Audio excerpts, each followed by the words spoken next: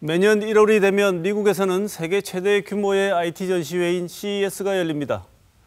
올해 CES에도 세계적인 기업들이 참가해 인공지능과 5G, 자율주행 등의 혁신적인 기술을 선보였습니다. 4차 산업혁명으로 대표되는 디지털 기술의 융합이 다양한 산업에 적용되면서 우리의 삶도 변화하고 있습니다. 오늘 시사톡톡에서는 혁신 기술을 기반으로 한 미래 산업의 현주소와 방향을 짚어보고 우리나라와 지역에 어떤 시사점을 주는지 살펴보겠습니다. 먼저 오늘 나와주신 두 분 패널을 소개하겠습니다.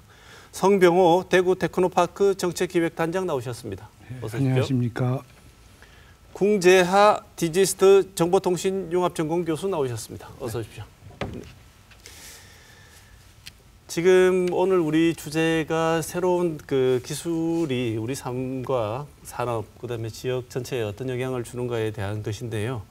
지난달 미국에서 열렸죠. CES 2020 박람회에서 여러 업체들이 참여해가지고 정말 놀라운 혁신 기술들을 선보였고 우리 현대차나 삼성 역시 LG 또 가서 많은 기술들을 선보였다고 하는데요. 이번 CES만이 아니라 지금 등장하고 있는 이 새로운 핵심 미래 기술, 4차 산업혁명이라고 말하는 이 기술들의 가장 기본적인 핵심적인 기술은 또 어떤 것이 있고 개념은 또 어떤 것이 있는지 먼저 공 교수님 먼저 말씀을 잠깐 주실까요? 네, 이번 CES 2020에서도 볼 수 있듯이 당연히 키워드는 빅데이터와 인공지능이라고 볼 수 있고요. 네.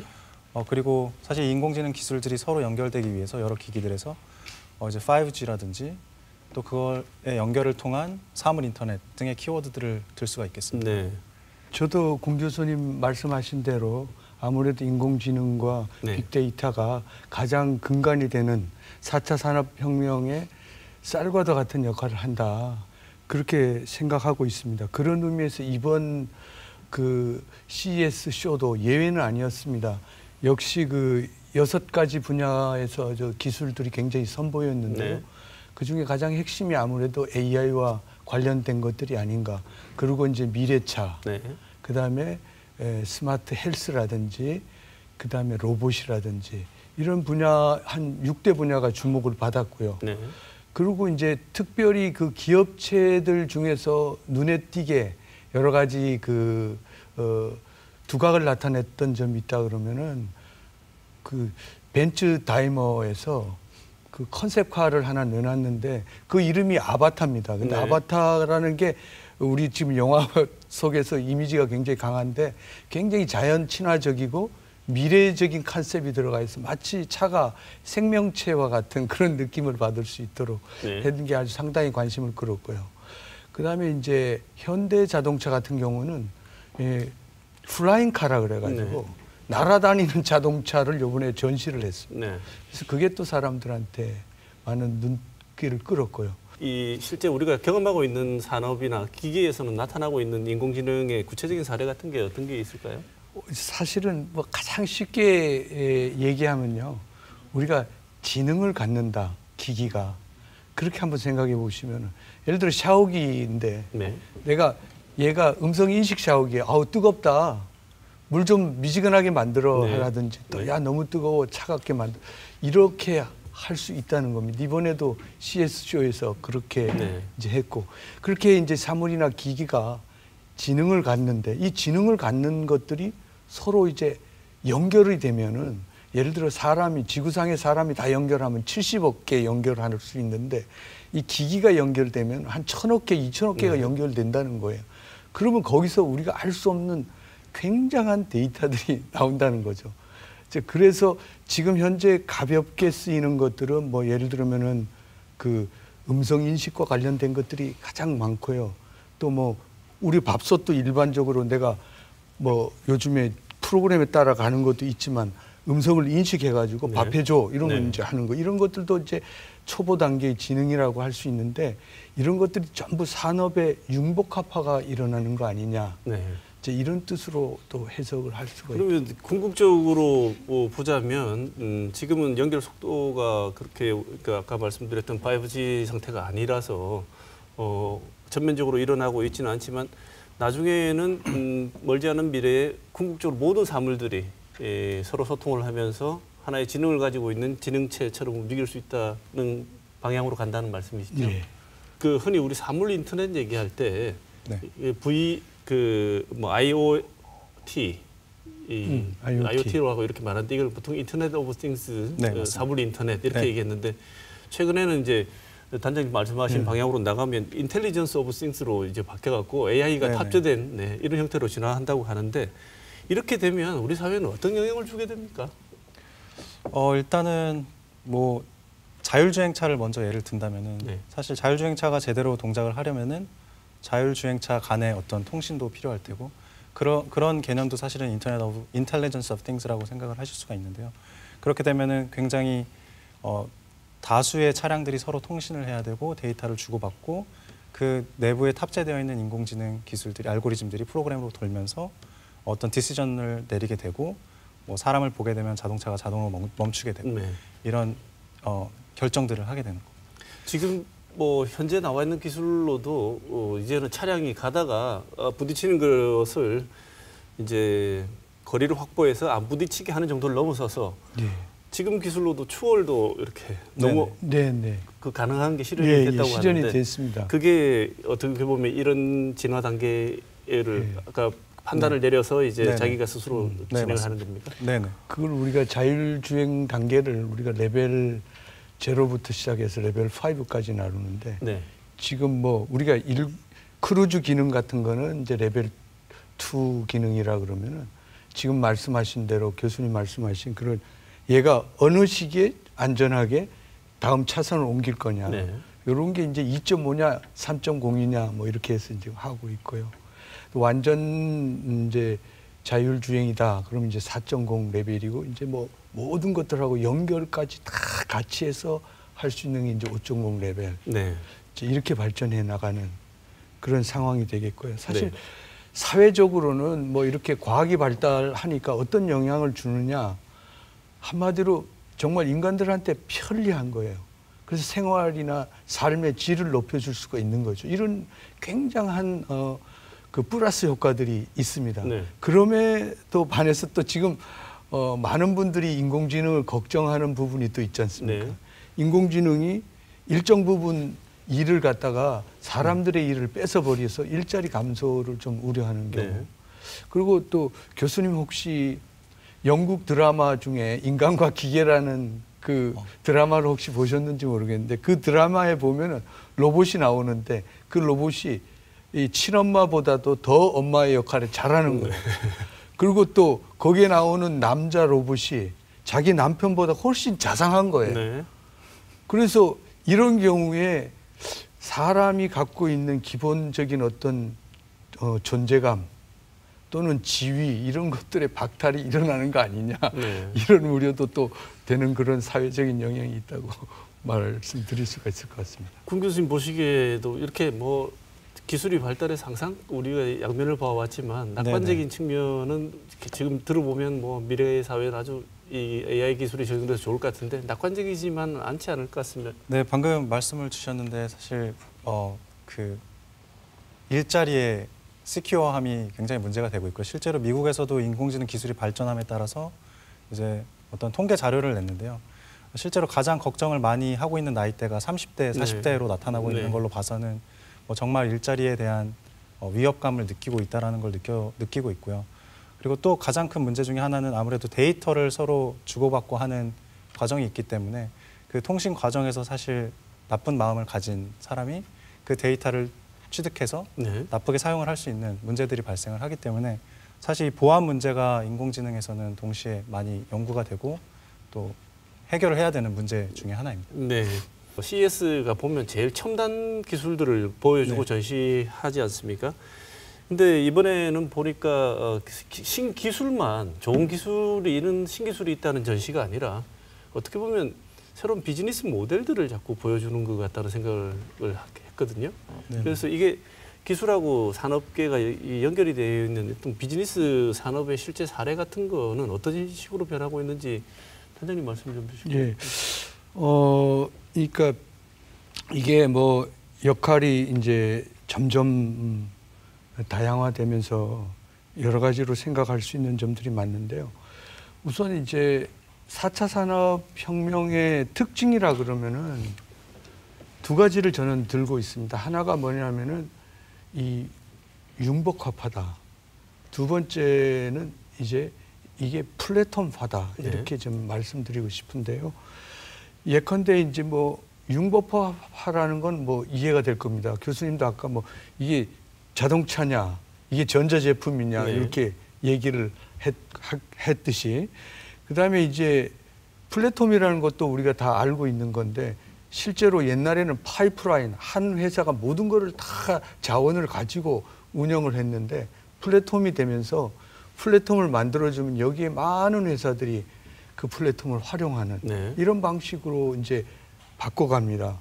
그렇다 보니까 이제 뭐 플랫폼의 대표적인 회사는 우리가 우버나 뭐 에어비앤비 같은 것들, 우리나라에는 또 뭐 배달의 민족이라든지 뭐 네이버라든지 이런 거 들을 수 있는데 따라서 이제 비즈니스 모델에서 우리가 살아남을 수 있는 방법으로서 플랫폼을 만드는 게 가장 중요한데 플랫폼을 만든다는 거는 쉽지가 않습니다.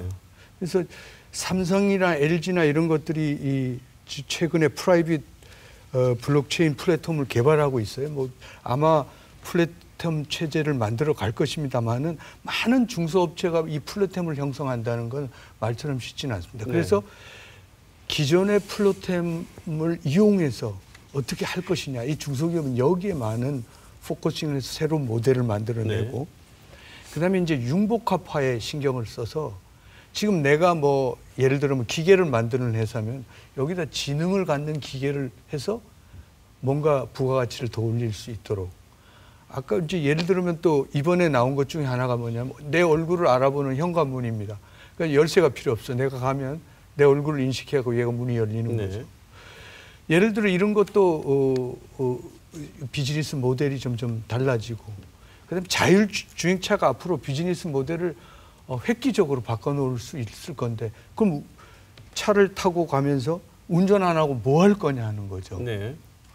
그러면 뭐 거기서 새로운 비즈니스들이 많이 창출할 것이다. 그래서 거기를 타겟으로 여러 가지 지금 비즈니스 모델들이 나오는 걸로 그렇게 생각이 되고 있습니다. 매차 산업혁명이란 말을 우리가 붙이는 이유는 기본적인 그 변화를 추동하는 기본 동력이 바뀌었다는 얘기 아니겠습니까? 네, 맞습니다.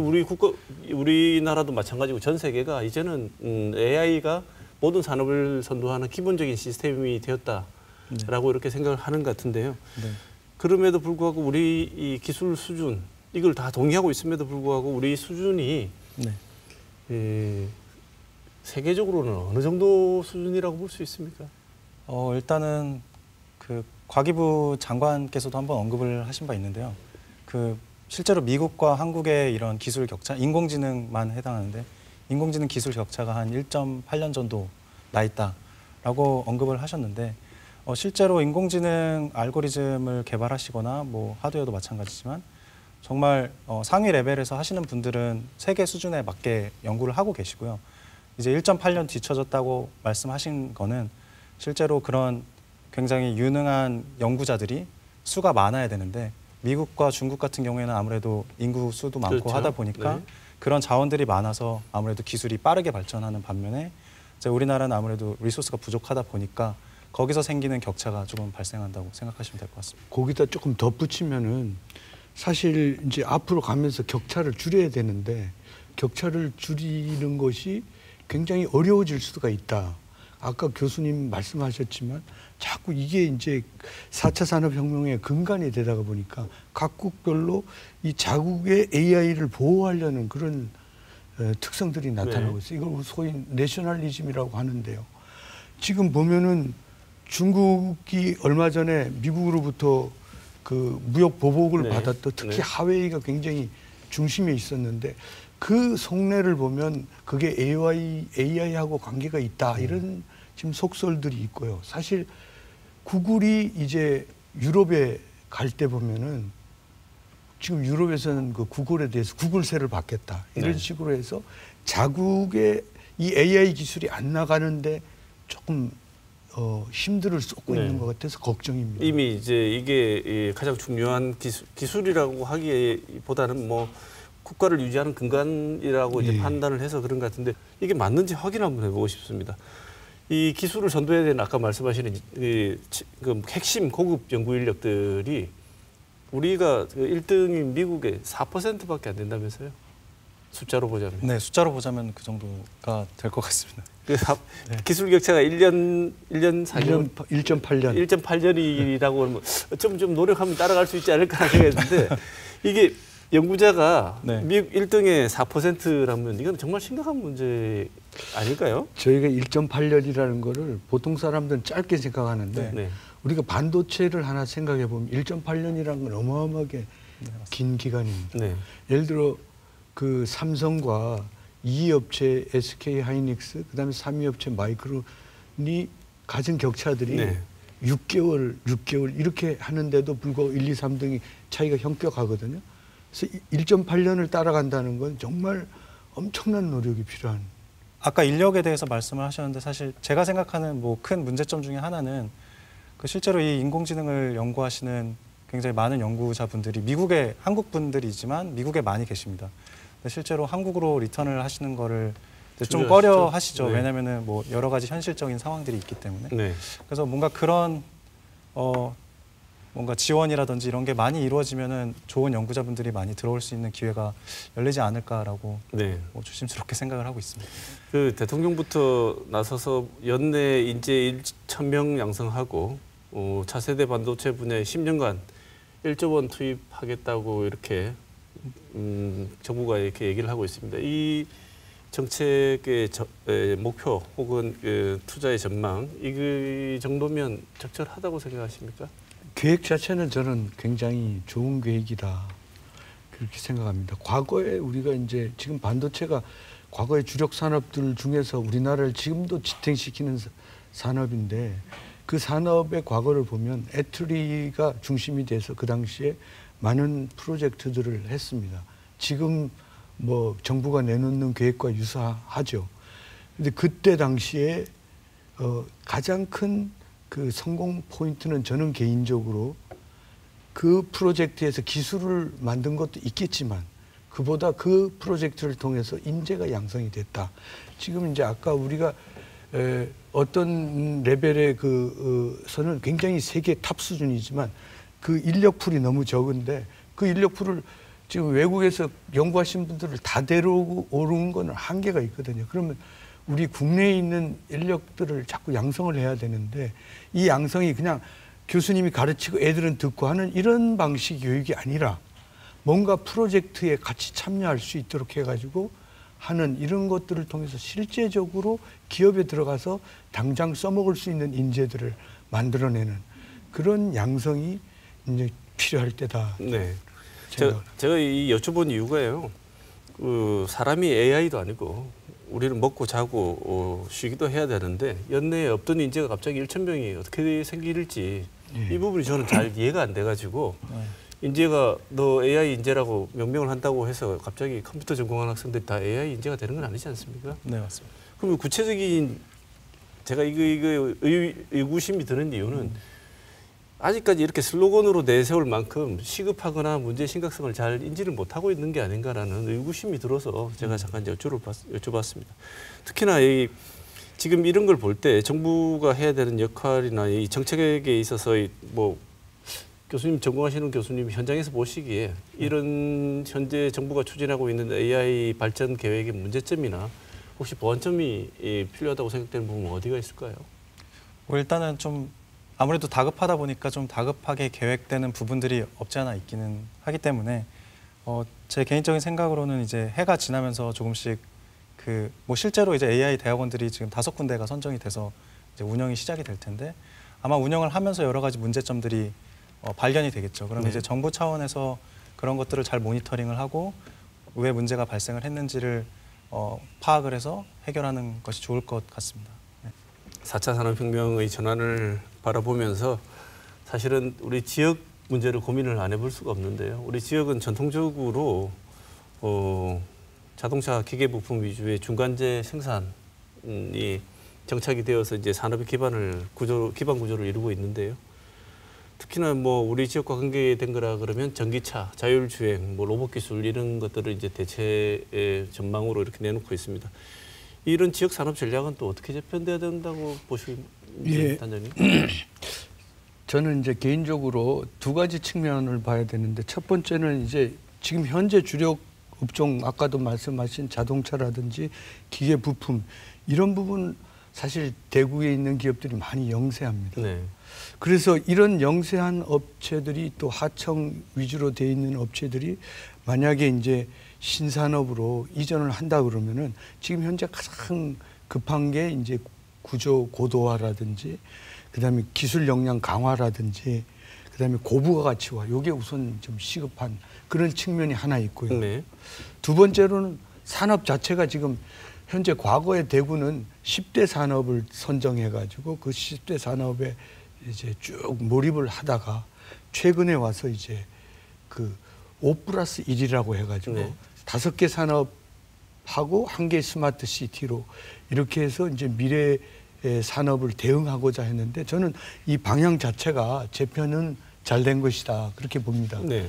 그랬을 때 이제 거기서 AI라고 구체적으로 나오지는 않습니다만은 AI나 빅데이터는 결국은 이게 근간이 돼서 스마트 시티가 이루어지고 또 뭐 자율주행차가 이루어지고 또 의료도 모든 것들이 이 다 AI 그 근거로 이루어지기 때문에 저희들이 이 특히 빅데이터와 AI에 대한 그 지역에서 체계를 잘 갖추는 거 네.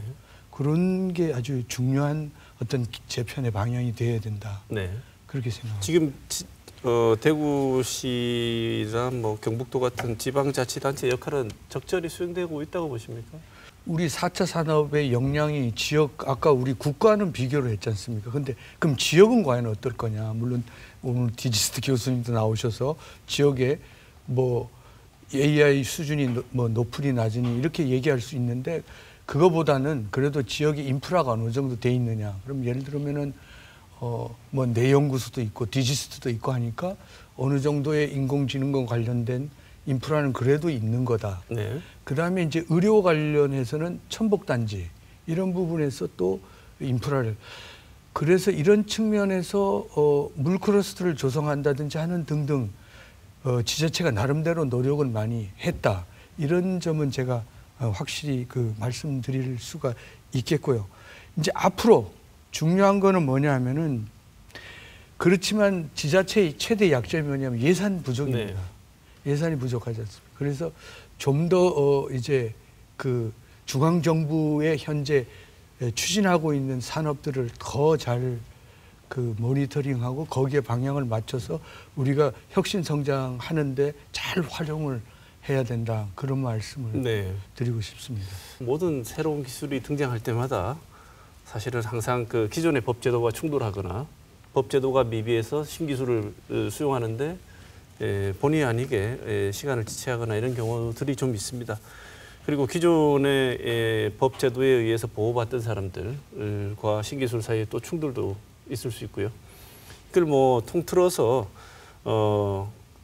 한번 살펴보면 새로운 기술과 법제도의 지금 충돌 혹은 지연에 의해서 나타나는 문제 같은 게 어떤 게 있을지 권 교수님 현장에서 혹시 연구를 하시는데 법제도에 맡겨서 안 되는 거라든지 아니면 이런 법제도가 생겨서 좀 더 연구에 실제 적용에 있어서 좀 효율적인 방향을 찾아줬으면 좋겠다든지 하는 경험이 있으시면 말씀 좀 주시죠. 주변에서 이제 창업을 하시거나 네. 그런 분들의 이제 이야기를 들어봤을 때 아무래도 국내에서 창업하는 게 굉장히 어렵다라는 말씀들을 많이 하시거든요. 네. 그 실제로 그 미국에서 창업을 먼저 하고 제가 아는 지인분이 하고 이제 한국에도 이제 지사처럼 해서 이제 운영을 하려고 했는데 뭔가 창업 지원이라든지 이런 게 굉장히 열악해서 그냥 한국 지사는 바로 닫아버리고 다 그냥 미국에서 전념을 하시는 분이 계신데 뭐 얘기를 들어보면은 아무래도 한국은 좀 위험 부담하는 것을 이제 그 벤처 캐피탈리스트들이 네. 좀 두려워한다고 하더라고요.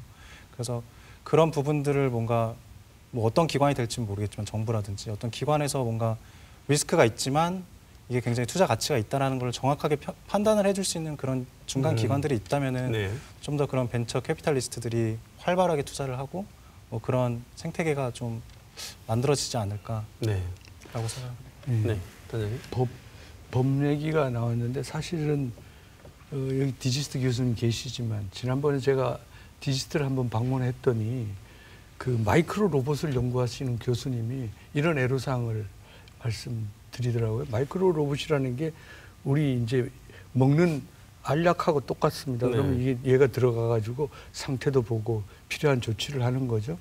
그런데 이제 이걸 계속 관찰을 하려고 그러면 엑스레이를 조사해야 되는데 네.